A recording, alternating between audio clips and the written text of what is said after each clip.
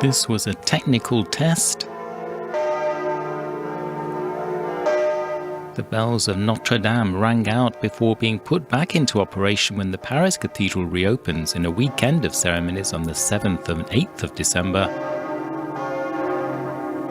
The cathedral's vice rector said it was as if the 8 bells were finally waking up after a long sleep.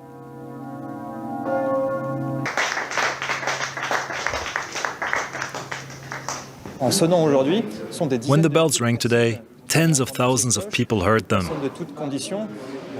People from all walks of life, in the street, at work, at home, children at school.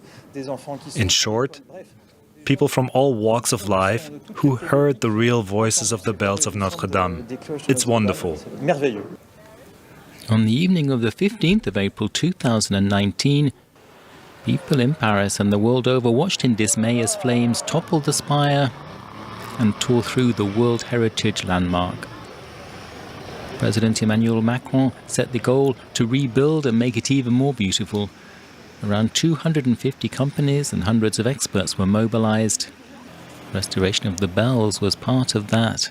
They will ring again.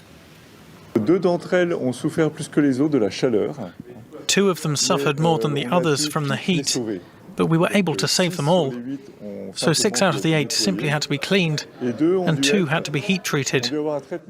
They were heated in an oven to restore their equilibrium, and we can now rest assured that they will last.